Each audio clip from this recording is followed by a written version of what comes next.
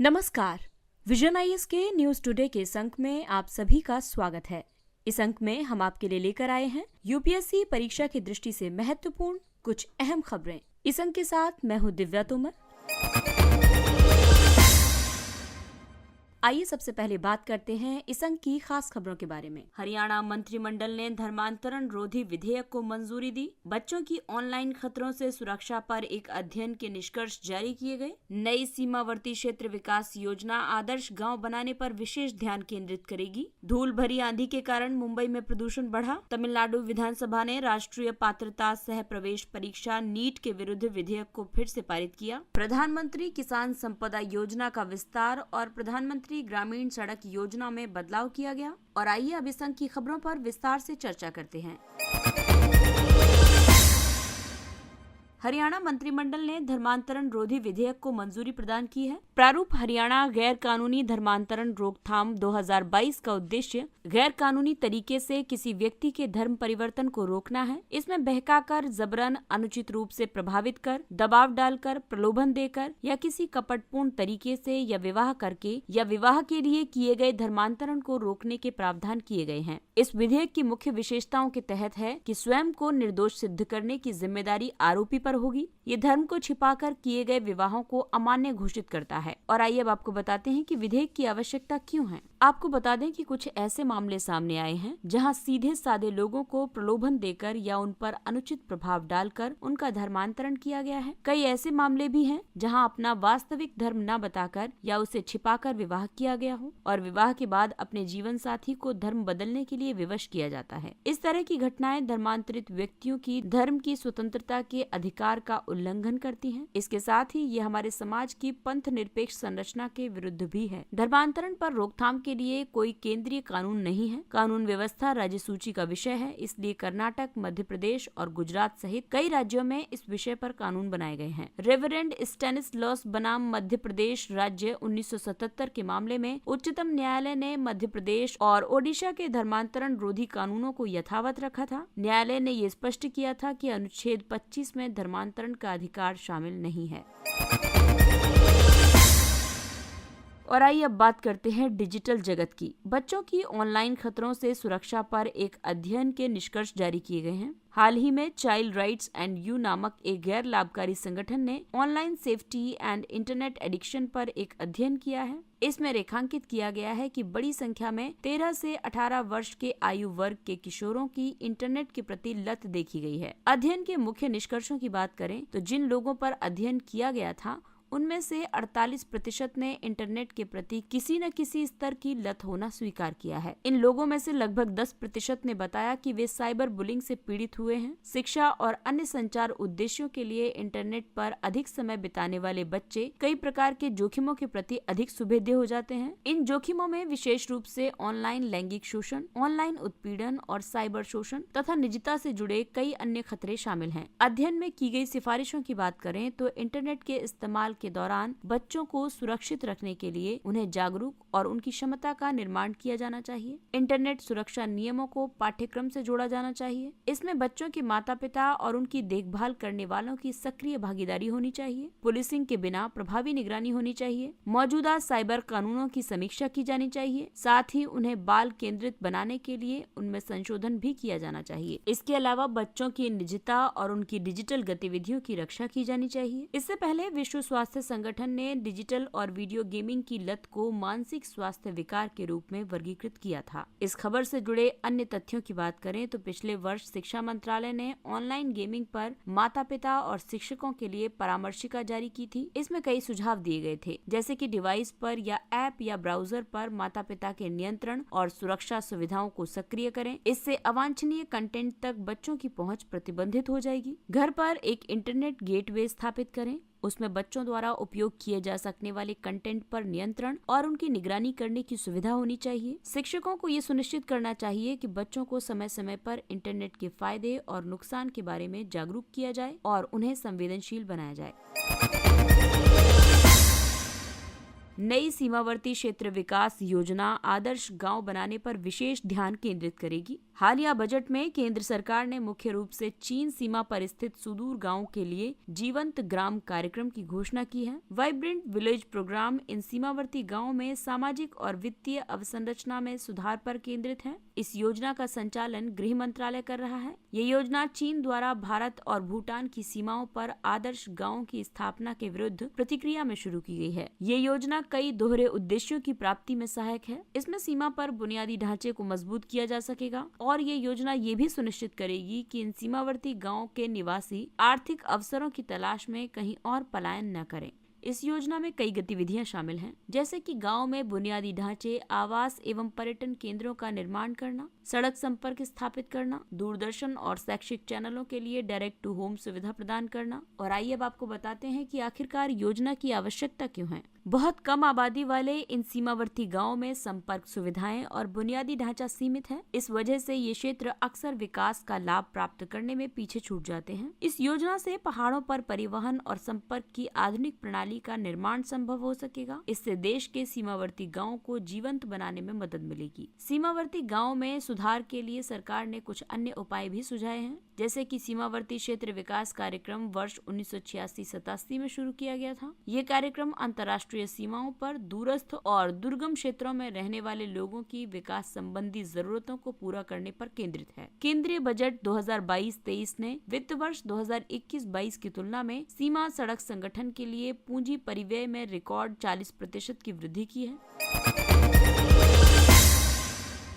और अगली खबर प्रदूषण से संबंधित है। धूल भरी आंधी की वजह से मुंबई में प्रदूषण बढ़ गया है। वायु गुणवत्ता और मौसम पूर्वानुमान तथा अनुसंधान प्रणाली के अनुसार मुंबई में दूसरी बार प्रभावी धूल भरी आंधी की वजह से प्रदूषण बहुत अधिक बढ़ गया है। ये आंधी अफगानिस्तान, पाकिस्तान और राजस्थान के सीमावर्ती क्षेत्रों में उत्पन्न हुई थी। पिछले महीने मध्य पूर्व एशिया में उत्पन्न एक आंधी से उत्तर पश्चिमी महाराष्ट्र, गुजरात और राजस्थान में धूल और धुंध प्रभावी हो गई थी। रेत और धूल भरी आंधियां प्राकृतिक घटनाएं हैं। ये घटनाएं शुष्क भूमि की सतह पर चलने वाली तेज और अशांत पवनों की वजह से घटित होती हैं। इन शुष्क भूमियों पर वनस्पतियां बहुत कम या बिल्कुल नहीं उगती हैं। इस वजह से ये आंधियां और प्रबल हो जाती हैं। किसी क्षेत्र का भूगोल और पौधों की विविधता एवं बाहुल्य धूल भरी आंधियों के बनने में महत्वपूर्ण भूमिका निभाते हैं। उदाहरण के लिए बहुत कम वनस्पतियों या टीलों वाले समतल क्षेत्र ऐसी आंधियों के निर्माण में सबसे अधिक अनुकूल होते हैं। ऐसी विशेषताओं वाली स्थलाकृतियां पवनों को गति प्रदान करने में सहायक होती हैं। और आइए अब आपको बताते हैं भारत में धूल भरी आंधी के कारण। दरअसल मध्य पूर्व में तापमान गर्म रहता है, जिसके कारण ऊपर उठती वायु धूल को भी शामिल कर लेती है। भारत के पश्चिमी भागों में अरब सागर की ओर तापमान गर्म रहता है। इसकी वजह से देश में आंधियों के प्रवेश के लिए अनुकूल स्थिति बनी रहती है। धूल भरी आंधी के प्रभावों की बात करें तो ये सीमा पारीय मौसम संबंधी खतरे हैं। ये कृषि, ऊर्जा, पर्यावरण, विमानन और मानव स्वास्थ्य को प्रभावित करते हैं। हिमनदों पर धूल का जमाव हो जाता है।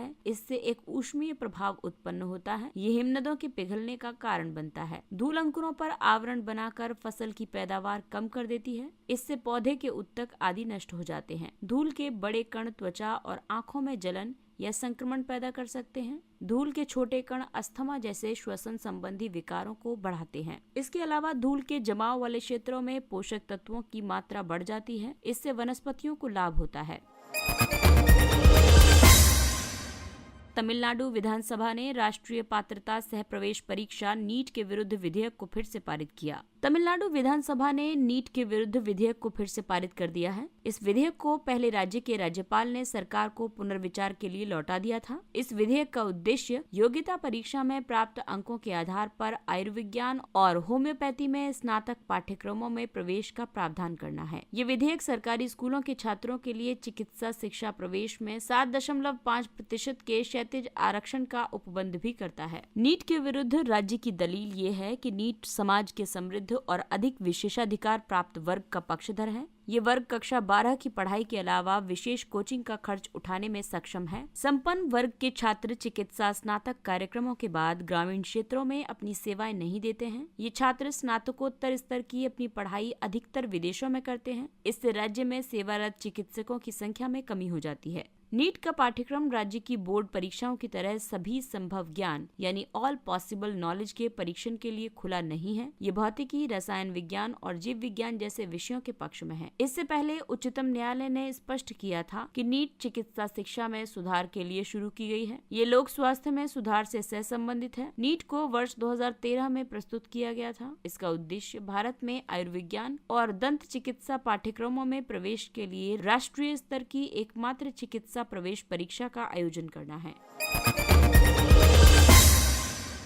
प्रधानमंत्री किसान संपदा योजना का विस्तार और प्रधानमंत्री ग्रामीण सड़क योजना में बदलाव किया गया। प्रधानमंत्री किसान संपदा योजना के लिए 4600 करोड़ रुपए का आवंटन किया गया है। इसकी अवधि को वर्ष 2021-22 से वर्ष 2025-26 तक बढ़ा दिया गया है। इस योजना का आरंभ वर्ष 2017 में किया गया था। ये खाद्य प्रसंस्करण उद्योग मंत्रालय के अधीन है। इसका उद्देश्य खाद्य प्रसंस्करण क्षेत्र के विकास को बढ़ावा देना है। साथ ही ये योजना किसानों को बेहतर मूल्य प्रदान करेगी। ये रोजगार के व्यापक अवसर पैदा करने में भी मदद करेगी। ये एक छत्र योजना है। इसमें विभिन्न योजनाओं को शामिल किया गया है। उदाहरण के लिए एकीकृत शीत श्रृंखला और मूल्य संवर्धन अवसंरचना योजना, खाद्य सुरक्षा एवं गुणवत्ता आश्वासन बुनियादी ढांचा योजना, कृषि प्रसंस्करण क्लस्टर्स के लिए अवसंरचना और ऑपरेशन ग्रीन्स। जबकि प्रधानमंत्री ग्राम सड़क योजना के तहत केंद्र सरकार ने ग्रामीण रोजगार को बढ़ावा देने के उद्देश्य से कुछ सड़क परियोजनाओं को पूर्ण रूप से वित्त पोषित करने का प्रस्ताव प्रस्तुत किया है। आपको बता दें कि इस योजना के तहत केंद्र सरकार योजना लागत का 60% हिस्सा वहन करती है। प्रधानमंत्री ग्रामीण सड़क योजना के तहत आवंटन को वर्ष 2022 के संशोधित अनुमानों से बढ़ाकर वित्त वर्ष 2023 के लिए 35% कर दिया गया है। इसके तहत बस्तियों को ग्रामीण कृषि बाजारों एवं अस्पतालों से जोड़ने वाले मौजूदा मार्गों और प्रमुख ग्रामीण संपर्क मार्गों का उन्नयन किया जाएगा। आइए अब बात करते हैं कुछ अन्य महत्वपूर्ण सुर्खियों की। स्वास्थ्य देखभाल के अभिनव वितरण के लिए बाजारों और संसाधनों तक सतत पहुंच यानी समृद्ध पहल। अटल इनोवेशन मिशन, नीति आयोग और अमेरिकी अंतर्राष्ट्रीय विकास एजेंसी ने समृद्ध पहल के तहत एक नई साझेदारी की घोषणा की है। ये पहल टियर 2 और टियर 3 शहरों तथा ग्रामीण एवं जनजातीय क्षेत्रों में सुभेद्य आबादी के लिए सस्ती और गुणवत्तापूर्ण स्वास्थ्य देखभाल तक पहुँच में सुधार करेगी। ये साझेदारी स्वास्थ्य देखभाल के संपूर्ण परिदृश्य में नवाचारों पर केंद्रित है। इसके तहत शामिल है कोविड-19 की वर्तमान में जारी तीसरी लहर के लिए एक प्रभावी सहायता उपलब्ध कराना, भविष्य में संक्रामक रोग के प्रकोप और स्वास्थ्य संबंधी आपात की स्थिति से निपटने के लिए एक सक्षम स्वास्थ्य प्रणाली का निर्माण करना। राष्ट्रीय एकल खिड़की प्रणाली। जम्मू और कश्मीर राष्ट्रीय एकल खिड़की प्रणाली के साथ एकीकृत होने वाला पहला केंद्र शासित प्रदेश बन गया है। ये जम्मू और कश्मीर में ईज ऑफ डूइंग बिजनेस यानी ये व्यापार करने की सुगमता की दिशा में एक महत्वपूर्ण कदम है। राष्ट्रीय एकल खिड़की प्रणाली पर 14 राज्य या केंद्र शासित प्रदेश तथा 20 मंत्रालय या विभाग एकीकृत हो चुके हैं। ये निवेशकों को जानकारी एकत्र करने और विभिन्न हितधारकों से स्वीकृति प्राप्त करने के लिए कई प्लेटफॉर्म्स या कार्यालयों पर जाने की आवश्यकता को समाप्त करता है। एकीकृत विद्युत विकास योजना IPDS। एकीकृत विद्युत विकास योजना को वर्ष 2014 में विद्युत मंत्रालय ने आरंभ किया था। IPDS के मुख्य उद्देश्य हैं शहरी क्षेत्रों में उपपारेषण यानी सब ट्रांसमिशन और वितरण नेटवर्क को मजबूत करना, शहरी क्षेत्रों में वितरण ट्रांसफार्मरों या फीडरों या उपभोक्ताओं के लिए मीटर लगाना, वितरण क्षेत्र को सूचना प्रौद्योगिकी में सक्षम बनाना। आपको बता दें कि ये कई प्रकार से सहायता प्रदान करेगी। IPDS समग्र तकनीकी और वाणिज्यिक घाटे को कम करने में, IT आधारित ऊर्जा लेखांकन या लेखा परीक्षा प्रणाली की स्थापना करने में, मीटर द्वारा मापी गई खपत के आधार पर बिजली के बिल में सुधार करने में और राजस्व एकत्रित करने की क्षमता को बेहतर बनाने में तथा इस योजना के संचालन और कार्यान्वयन के लिए power finance corporation limited nodal agency है। भारत में फेयरबैंक और एक्रोमेगली रोग के मामले। फेयरबैंक रोग और एक्रोमेगली दोनों दुर्लभ विकार हैं। इससे 2500 व्यक्तियों में से एक से भी कम व्यक्ति प्रभावित होता है। एक्रोमेगाली पीयूष ग्रंथि यानी पिट्यूटरी ग्लैंड में एक ट्यूमर से वृद्धि हार्मोन के अत्यधिक स्राव की वजह से होता है। ये विकार जब बचपन और किशोरावस्था में होता है तो इससे लंबाई में ज्यादा वृद्धि होने लगती है। फेयरबैंक रोग को मल्टीपल एपिफिशियल डिस्प्लेसिया के नाम से भी जाना जाता है। इस रोग से ग्रस्त रोगी को आमतौर पर दर्द से राहत के लिए चिकित्सकीय देखभाल और आर्थोपेडिक सर्जरी की आवश्यकता है। एक्सीलरेट विज्ञान, इस योजना को विज्ञान और इंजीनियरिंग अनुसंधान बोर्ड ने वर्ष 2020 में आरंभ किया था। इसका उद्देश्य देश में वैज्ञानिक अनुसंधान तंत्र को मजबूत करना है। इसके 3 व्यापक लक्ष्य हैं: सभी वैज्ञानिक कार्यक्रमों का एकीकरण करना, उच्च स्तरीय अभिविन्यास कार्यशालाओं को आरंभ करना और अनुसंधान संबंधी इंटर्नशिप करने के अवसर उत्पन्न करना। इसके कई घटक हैं: अनुसंधान एवं विकास को बढ़ावा देने के लिए अभ्यास कार्यक्रम, इसके तहत उच्च स्तरीय कार्यशालाओं और अनुसंधान इंटर्नशिप यानी वृत्तिका के माध्यम से पीजी या पीएचडी छात्रों की क्षमता को साकार करना, विज्ञान एवं प्रौद्योगिकी में क्षमता निर्माण कार्यकलापों के लिए समूहन कार्यक्रम। सर्ब की स्थापना संसद द्वारा कानून बनाकर की गई थी। इसका उद्देश्य विज्ञान और इंजीनियरिंग में बुनियादी अनुसंधान को बढ़ावा देना है। साथ ही ये इस तरह के अनुसंधान आदि में शामिल व्यक्तियों को वित्तीय सहायता भी प्रदान करता है।